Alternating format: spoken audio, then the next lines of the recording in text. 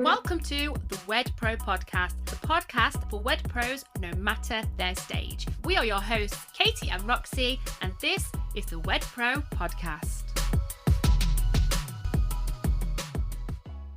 Hi, thanks for joining us today. Today, we're both together. Hello. We're going to be talking about something that sits just a little bit underneath all of the practical strategies that we usually go into on this podcast. But we've been having a lot of interesting conversations around this sort of thing in business and personally. I think we're making some changes and some things are coming up. And we know that you're used to us talking a lot about marketing, pricing, systems, strategy, all the things that genuinely help you grow a business. But alongside all of that, there is another side of business and life, I suppose, that people don't always talk about so openly. And that's the internal side, the stuff that we carry, maybe identities we have about ourselves. And I really hate this word, but labels that we can quietly operate from. Because really what we've been exploring quite recently and things that we do see up with our clients is that when something can feel difficult in business, it's not always because you don't know what to do. Sometimes it's because that version of you making that decision is operating from an identity that maybe made sense earlier in your life or earlier in your business. And we're really interested in this topic, aren't we, in terms of how this shows up with the businesses we work with and also with ourselves as well. Yeah, absolutely. And I think this is something that comes up so much with the wedding suppliers that we work with. Someone might say that they are struggling with pricing or with boundaries with clients or even workload. And often there are loads of practical things we can absolutely help with there. But sometimes when you look a little deeper, you realize that there's also an identity sitting underneath that behavior. Maybe someone has always seen themselves as the nice one or the helper or the person who never lets anyone down. Oh my word. That's me. And those are why we're friends. And those identities, they're not a bad thing. In fact, they're often the exact traits that help someone build their reputation and their business in the first place. But at a certain stage in business, those same identities can start creating tension. I think, and in life as well. I think Absolutely, yeah. Going through this kind of, I'm almost 40, not too long, not too far away. This podcast is more for us than anyone else. Yeah. Wow. It's cathartic. But I feel like this is showing up in a lot of different ways in terms of maybe talking about having a look at what patterns do I want to take forward. Yeah. But also as well, like at the start of the year, and like a lot of you, sitting down and thinking, what do we want out of our business this year? What are the things, not only that have gone well, but what are the things that actually aren't serving us so well in the business anymore, or decisions that we've made, or things that roads and paths that we've gone down? Is this where we want to continue? And that really has been showing up in both areas, I would say. And I think people do like to keep life and business quite separate, but quite often they can intertwine in terms of a lot of things. And this episode isn't going to be about totally reinventing yourself. We're not talking about becoming a completely different person, but it's more about maybe recognizing that you might be outgrowing parts of yourself or parts of an identity that you've been carrying for a long time. Because here's the thing, right? Not only you, but your business grows and changes, and it's not always going to be the same version that grows it to that next stage. But before we dive into kind of the heavy nitty-gritty kind of stuff about this in terms of helping you guys work through this and maybe a little bit of us working through this as well, I was having a little think about this over the last couple of weeks. Did you ever get a word on your school report like Roxy is, and then do you think you might have carried that a little bit into your life? I'll give you a little moment to think about that because I've landed that one on you. But on my school report, it was always that I was a very conscientious. Katie is a conscientious student.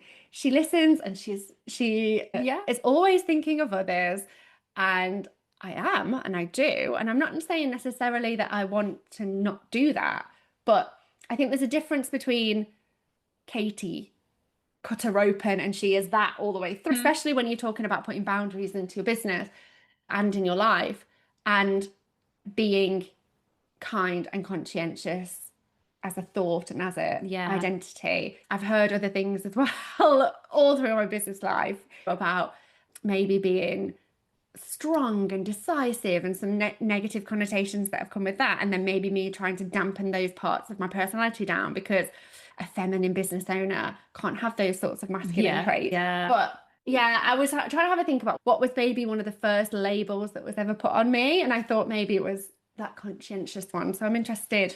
So I think I was always one of those children that just did the bare minimum, never put in that extra bit, even though I definitely could have. And I think it's not so much that probably is that label of Roxy could have tried harder. Roxanne could have, you know, I see more potential there. And I think now, and growing up into my kind of adult life, that's meant that I always put extra pressure on myself to do just that bit more. Yeah, I can hear that. Yeah. Just do that one more thing. Just see if you can just push yourself a tiny bit more. And I like episodes like this because if we don't look at these things, we just carry on, don't we? We just carry on in the same kind of patterns, routines, when what is really powerful is we get to choose. Yeah, and I think it isn't necessarily just about, oh my word, breaking free of everything or burning your identity to the ground or burning your business to the ground. No. And as women, I'm sure men go through this as well. We go through little micro moments of this. You might get a new haircut, you might get a new outfit, and then you feel like you step into that kind New year, new me kind of zone, don't you? Where you feel, oh, yeah, I'm going to have a new, or maybe a new relationship or any of these things that you get little micro moments, but it isn't necessarily about reinventing. It's about maybe reframing and looking at a kind of, okay, I can be that, but I can also be this as well. Yeah. And maybe some things, like you've just said, some of those traits that you've carried may make you push yourself harder or maybe feel that you're not doing enough in certain areas. Whereas for me, and I think especially working in the wedding industry, being kind, conscientious, people pleaser, people pleasing kind of identity, have gone through massive periods of my life, not just personally, but from a very young age, of putting others before me because of circumstances and things like that. So then finding myself in the wedding industry, it was like, oh yeah, this allows me to be me. But then some of the time that also isn't so helpful, maybe at putting in some boundaries or some structure around business, because you just think you can take on everything and you don't want to maybe enforce policies in your business or say no to the person, even if someone's being really unreasonable, because you recognize yourself. It doesn't sit nicely with your values. Does that make sense? Yeah. So I was interested in working through those kind of feelings and thought patterns and looking at how we can shift those identities. And we've been having some discussions around this as well. And I think it is more about you recognizing that you might be outgrowing some parts of an identity, but also maybe outgrowing some parts in your business as well. Because exactly what we said, that version doesn't have to be the version that you carry for the rest of your life if it isn't serving you so much. And I think the tricky thing is lots of these identities run really quietly in the background and we don't even question them. Maybe we notice them slightly. We just assume that is who we are. And you might think, I'm just someone who always says yes. That used to be me also. Or I'm just someone who works extra hard. Or I'm just someone who does everything myself because it's easier that way. Or I'm just someone who gives extra because that's who I am. But when those identities start influencing your business decisions, they can have a massive impact, can't they? Yeah, so we were having a think this morning about the identities that we see quite often and putting them into kind of buckets. And one of the most common, and we've talked about it slightly there, that we might see is the kind of nice person or the helper. And again, these things aren't necessarily negative. They usually come from a really positive place. A lot of us in the wedding industry deeply care about the work that we do, about our clients. You want to do a great job. You want people to feel supported and looked after. And they're all really positive traits. But when that identity of being the nice one becomes really strong, it can start showing up in ways that are harming your business and make running your business harder in the long term. Yeah, things like struggling to say no, and lots of people can relate to this. Saying yes to requests that sit outside of your original agreement, adding extra things in because you do not want someone to feel disappointed, or maybe you might feel that you may lose them, or you're finding it really uncomfortable when a client pushes back on something, whether it's pricing or what's included. And that might show up around things like refunds, pricing conversations, or you're enforcing your policies. You know what your policy says, you know what makes sense for your business, but the part of you that wants to keep everyone happy feels a lot louder.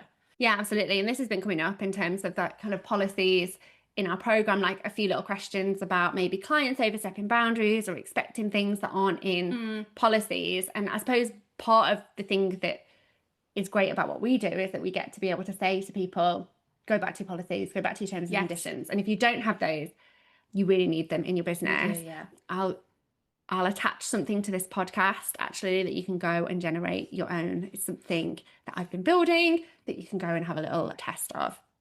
Okay, another identity that we quite often see, and actually I've definitely related to this in business, and I think a lot of people can, is the lone wolf or the lone business owner. It's the belief that you have to do everything yourself, you have to carry the weight on your shoulders. Even though there is two of us, I know that I've definitely felt this, and I think that you can say that you've definitely felt pressures in terms of the business that you feel that you have to shoulder or carry. And I especially found it in my previous business where I had a team to support and to look after. And sometimes this comes from being very capable. Maybe it comes from being a bit of an overachiever as well, or somebody who always tries hard. Who's heard that? You always try hard. You always try your best. And you obviously do know your business the best. You know your business really well. You know your couples and your clients better than absolutely anybody. And you know your processes inside out. But over time, that identity can turn into something that does stop you from growing because everything still runs through you and you become that bottleneck in your business. Gosh, and this is one of those that we do see quite often. But being that lone wolf can also possibly feel quite safe if you're the only one doing everything. That means you feel in control of how it's done and you are in control of your business. But anyone else feeling this in their personal life? Who can I get to help me do the dishes and the cleaning? But the downside of that is it can create a huge bottleneck. Yeah. You might find yourself saying things like, oh, it's just quicker if I do it myself. Yes, I have been there with that one. Yeah, I just do it myself. Or, and this is really common, nobody else is going to do it properly, or no one can do it like I can do it. And before you know it, you are completely maxed out. And the business cannot grow because everything still depends on you. And that is unrealistic. It is. And I think in terms of it can start so small. And a lot of our clients do work through this feeling. Yeah. And it's a feeling that we felt as well, where every bit of growth feels scary because confidence, no one starts off confident. Confidence comes with practice. Absolutely, and doing the thing. So you do feel nervous hiring somebody or taking on a freelancer, or even if it is minimal hours. I definitely don't want to take that away from any of our listeners thinking, oh, it's okay for you. Oh, no, it isn't. We still have all those feelings, don't we? We took on our most expensive hire this year, wasn't it? And we were like, okay, that's going to be a challenge. And there was definitely a feeling of uncomfortable. And every time we level up or we take that next step, gosh, it feels uncomfortable. It feels uncomfortable and scary. And I think the confidence comes with doing the thing. You don't feel confident before you do the thing. It comes on the other end of that. And this little period does feel sticky. And a few of our clients are working through this at the minute. And we've had this with one-to-one clients. We've had this with WedPro CEO clients where we just have to say, look, just trust. Let's obviously set your business up in a way that we know that this is going to work for you. Let's not jump in and do the big hire straight away or bring everything internally straight away. But you can look at off-sourcing some very small things quite regularly to free yourself up. And whether that is team members, and I write about this in the book, don't I? Roxy will say yes, because it's very much about Roxy, actually. But I write about how this... Yes, Katie. Do you remember this? Do you remember this real life example I put in the book? That when I hired Roxy and she used to do her appointments right at the beginning, and probably for a good few used to be the hovercraft. Helicopter, just to be, if she needs anything, or how did that appointment go? And I think I was thinking I was being helpful, plus also struggling to let go of a little bit of control because there's a new person, plus trying to develop you into the best you could be inside the I business. can see all of the things. I can see like it completely makes sense, doesn't But it? you get to the point where you think, oh my gosh, I'm holding you back. It's like kids, right? As parents, we can absolutely want to ensure that kids don't make mistakes that maybe we've made, but it's life and people make mistakes. And I think the best way, gosh, I make tons of mistakes in life and in business. It's the best way, and actually The best way to learn is to make mistakes. have those little falls and yourself back up. Or not even mistakes, or just the process of a sale not going so well because you are never going to close 100% of sales, or oh, a question came up there and I didn't know how to handle that. If somebody like I was there to always give you the answer, you'd have never been able to do these things on your own, and vice versa. So in terms of outsourcing things to, maybe social media is an easy example, you may look at things and think, oh gosh, I wouldn't have quite done it like that. Or, oh, I always remember maybe being a little bit retentive over grammar or spelling. Absolutely remember that. But there did become a point where you did let go. Yeah. And I was like, okay, I'm doing the work of 3 people. And actually I can't get on with the stuff I was meant to get on with when I was hiring these girls, because I'm actually still doing it. I'm paying somebody else to do it as well. Isn't it crazy? Yeah. Isn't it crazy how we hold on to that stuff? Yeah. I had a chat with one of our clients only a couple of days ago, and she's at this place in her business where, oh my gosh, she's had 21 bookings since January. Wow. But she's at this place. Yeah. Amazing. She's at this place where she is thinking about offloading some parts of her business that don't light her up anymore. And I was encouraging it because I was saying to her, this is going to give you the space to lean into your business that you really love. And it's going to be an amazing thing. And the best part is, this is your business, you're in control. So test it for a little while. Yeah, absolutely. If you don't want to jump in 2 feet and sign someone up for 12 months on a staff member basis, are there ways you can offload stuff that's manageable for you? Yeah, freelance, month by month contract, 4 weeks notice. There's some really practical ways to do that, isn't there? Okay, another interesting one that we were looking at, and a lot of these do cross over, is this hard-working identity. And a lot of people do take pride in being hardworking, and this absolutely is not a bad thing, is it? And I think maybe some of these things might link back to stuff we might have heard at school, or stuff early on in life, careers, parenting. But sometimes people start linking their worth or their success to how busy or exhausted they are. Yeah, and this is one of the things that really made me want to write Profit Shift in terms of the book, how to work less, earn more, and finally enjoy running your wedding business. And a lot of this is in terms of people linking their success or their worth to how busy or how exhausted they are. So if something starts to become a little bit easier or a little bit more streamlined in the business, it almost feels really uncomfortable. It feels like I should be doing more. Why am I able to just sit here like this? If you have a quiet afternoon and you feel like, I should be doing something. Oh my word, this is me through and through. This is me. I thought it was just me. I go through like waves of this. Sometimes I'm like, oh, brilliant, I've got like a spare hour. Then I'm like, yeah, but what can you be doing, Roxy? Yeah. And I think this shows up as well if you suddenly make some good money from something that didn't take like weeks and weeks of effort, and there's sometimes that little voice in your head that might say, oh, do you deserve that? Or that might have felt too easy that you've earned that money. Yeah, and I think that identity actually can keep people stuck in that cycle of overworking, because they believe that success has to feel difficult or relentless or hard work to it to be validated.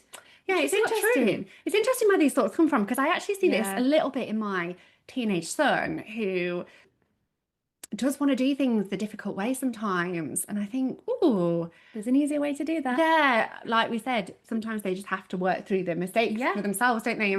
Because right now he isn't definitely not hearing it from mum because he's a teenager. And then there is this one, and we've put this into kind of perfectionist identity. And this one shows up a lot around kind of visibility and decision making. You might have a really good idea, or what we see sometimes is somebody will have an amazing opportunity in front of them, but they keep waiting until everything feels completely ready before they make that next step. Everything has to be perfect before they say yes. And the problem with this is that perfect is a moving target. So things get delayed. And I speak to so many wedding pros, and I can pick up on a perfectionist. What do we say? A mile off. Done is better than perfect. Done is better than perfect. I see a lot of wedding business owners that are like, I've got this idea, but before I do that, I've got to get this perfect, that bit over there perfect. Nothing is ever perfect. Plan that until the cars come home, and I'm like, but what's stopping you from making a move right now? Because what's your first next step? Yeah, because you can sit in this camp for a very long time and not make any movement, but done is better than perfect. So this might show up with somebody might be holding off of launching something, or sharing something new online, or putting themselves forward for an opportunity they know is going to be super good, but holding off because they feel like they are not quite ready yet. But sometimes that hesitation is less about readiness and more about protecting the identity of being competent or capable. That's quite powerful. Yeah, I think we see this whether people are thinking about doing videos online, and it crops up all the time. All the time, yeah. So we were having a similar discussion sort of 10 years ago around this kind of idea of showing your face on camera is a big one. And I think it's in terms of attaching that identity to your business, or attaching that fear of judgment. And if you can get into a space where you're like, this is work and this has to be work, and I don't really care what somebody who I went to school with that may come across it online may think, or this, that, or the other, you'll free up your life so much, whether it's well-meaning relatives or maybe somebody who said a nasty comment to you 30 years ago. These things stick with us, right? But actually what I've found is whether people think, oh, good for you or not, like maybe 10, 15 years later, they're starting their own little businesses or projects as well, and also doing seeing them do live stream videos. Do you remember like your people saying to you about being my sister used to say, oh, I've seen you live today and I haven't watched it. And I was like, okay, great, because you're not a bride getting married. Yeah, so this is not for you. But now everybody live streams everything about, don't they? Yeah, whether she's doing it in terms of making some money off it, or she's just doing it because she's sat. Yeah. We were the future. We were breaking these molds before anyone. I think with perfectionism as well, another thing that I've noticed that we've moved on from now is making decisions. Yeah, being sat in the camp of we can't make I always find, I really struggle with this. Like, I'm quite decisive in business, but in my personal life, I can very much sit in the overthinking camp. Not with everything, but with things that need just a little bit more thought. I'm very comfortable not making the decision. And I have to kick myself up the backside and remember that I'm going to feel better once the decision's been made. And I always do. Yeah. But I think this really is attached to that thing of, oh, what if you make the wrong decision? What? Nothing is ever perfect. And if you never try the thing, you never risk getting it right. No. Do you? No. Like, it's never gonna, if you don't do it, you're not gonna know. And I can honestly say, like, this kind of doing the thing is a big one for me. And every single time I've pushed myself to do the thing, it's only ever been a good thing. It's only ever been a good outcome. Yeah. Like, I've go to a networking event. Yeah, it might be trust that process, Roxy. Just put one foot in front of the other and let's see what happens. And every single time, something great. Yeah, and it doesn't have to be massive. It can be like I said, going to a networking event, or reading a book, or asking a question in a room, or going and introducing yourself to a venue, or recording a little video, or putting yourself out there. Or investing in yourself. It can be just so many places that these things show up. But growth comes with that uncomfortable feeling, and if you're not feeling uncomfortable, you're not growing. Probably not growing. But something that is important to say is that these things don't appear randomly. A lot of them have been shaped, much earlier in life for all of us. Many of us were, definitely for me, and we're a therapy lesson. Were you praised for being polite? I wasn't. I didn't have praise for anything, which has led me to be a people pleaser, to go out my way to do things for people. So they say to me, good job, Roxy, well done. Good job, Roxy. Gosh, aren't you polite, Roxy? Oh, thank you so much. I really appreciated that. But let me tell you that even if you had gotten a lot of praise as you were younger, and actually I got praise for being polite or for using manners. Okay.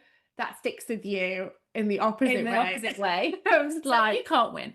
maybe you were praised for being helpful, polite, hardworking, responsible. Those things were rewarded. The school systems tend to reward things like following rules, being organised, doing the right things the right way, which again, they're not bad things, but when you step into running a business, sometimes the things that were praised for earlier in life can actually clash with those business ownership requirements, because business often asks you to make those kinds of decisions that not everyone is going to agree with. And this is where really we wanted to explore this, because you may need in your life and in your business to enforce a policy.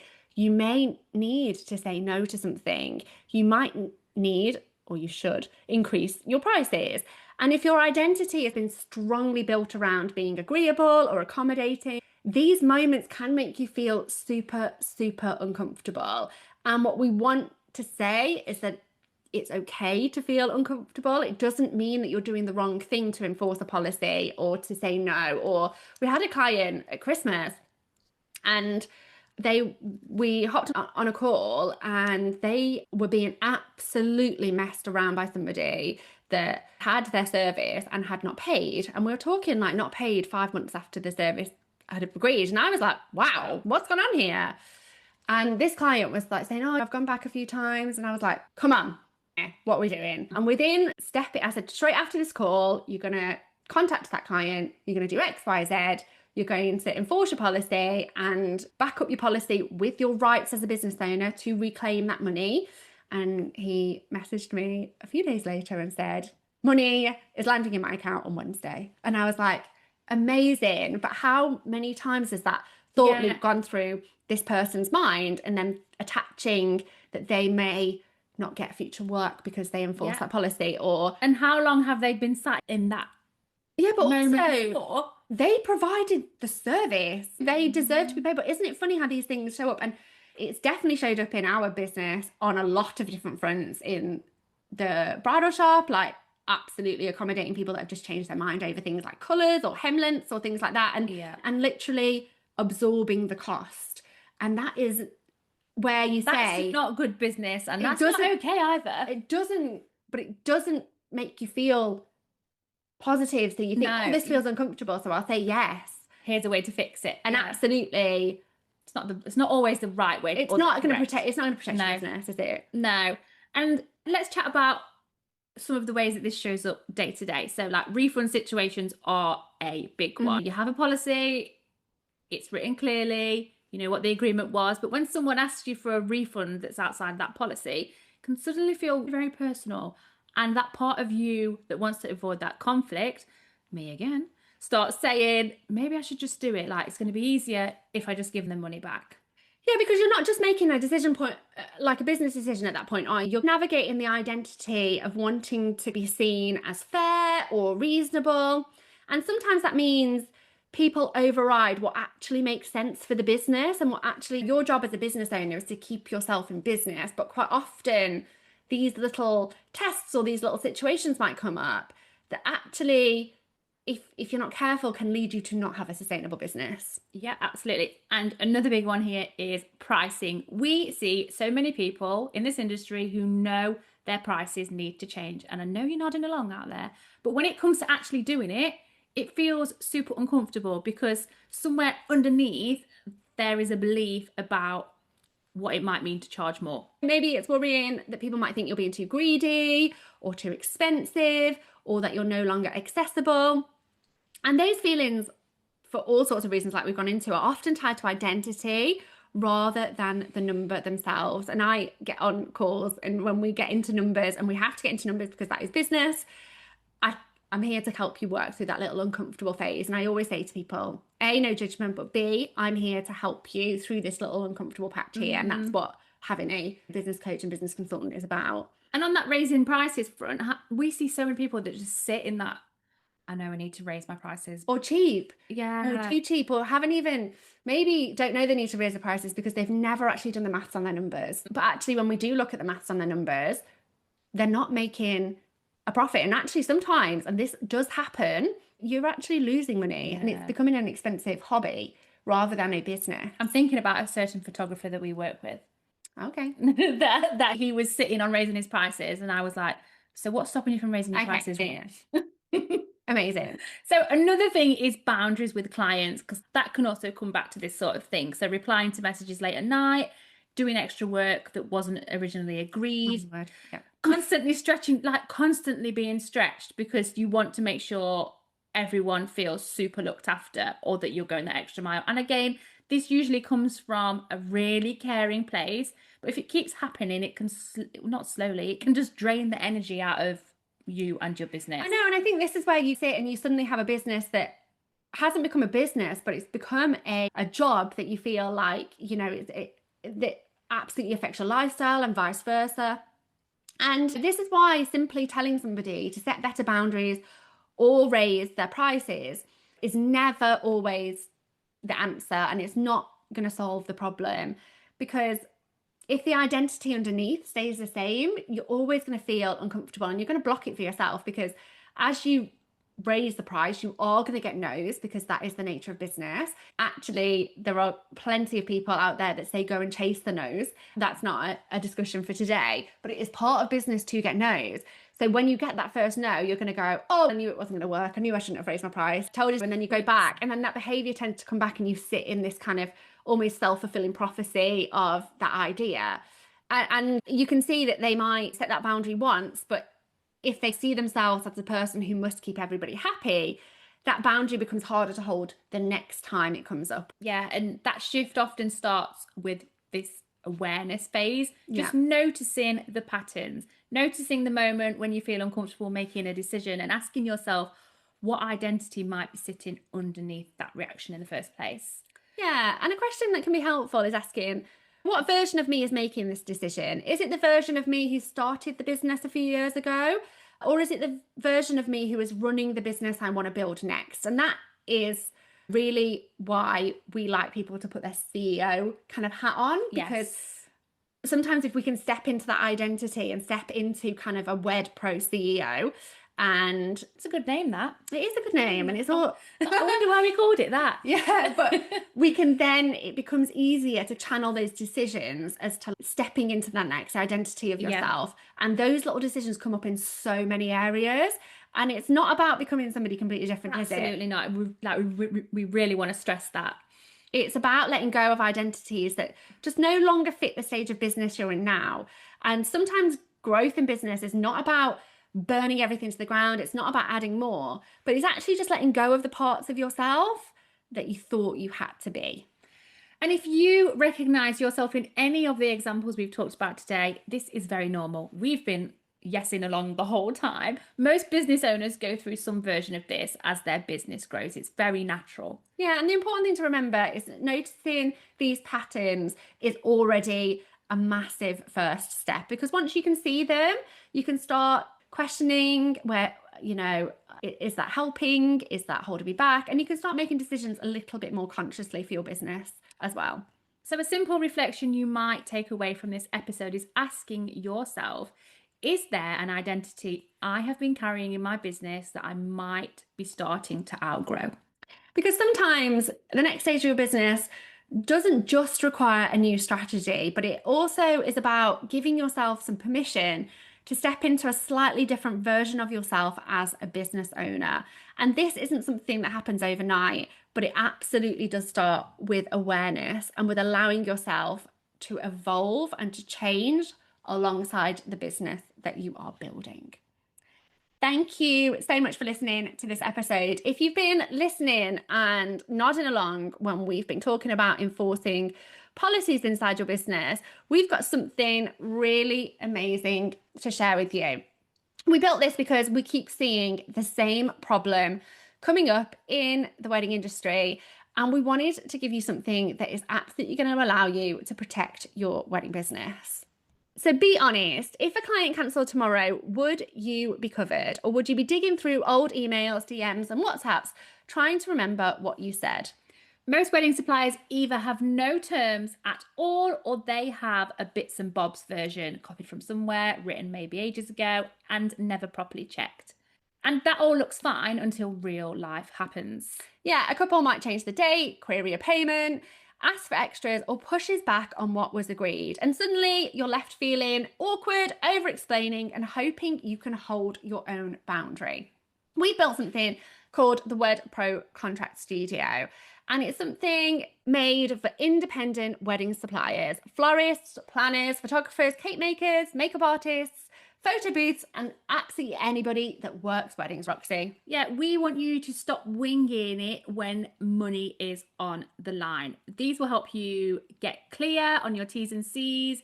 They are wedding supplier friendly terms and conditions and policies that help you set boundaries, look professional, and handle cancellations, date changes, and payment issues without that stress spiral. Yeah, we want you to be able to avoid that back and forth and save hours writing your own or trying to patch these things together from a random template. With 15 years in the wedding industry and 7 years coaching thousands of professionals, we know the gaps because we hear about them every single week. We've written documents that cover a whole range of scenarios for different types of wedding suppliers, from cancellations and refunds to content rights and even complaints. We built the Contract Studio so you can get proper business protection without the cost of a solicitor or starting from a blank page. If this sounds like something that you would like to check out, so you're not chasing money, negotiating under pressure, or refunding out of panic, or even knowing what you can share online and what you can't, we have the tools for you. In under 10 minutes, you can generate your very own client service contract, website terms, and privacy policy too, ready to download as PDF or editable documents and use straight away in your business. It's built specifically for photographers, planners, florists, venues, and other wedding suppliers who want to make sure that their business is properly protected. You can try it here at the beta price of just £29 at www.wedproterms.com. It's a simple tool for wedding professionals who want clear professional terms in place without starting from scratch. We will pop that link in the show notes as well, so it's easy for you to go and check it out. Thank you for listening to our episode today. We will see you on the next one. Bye. Bye.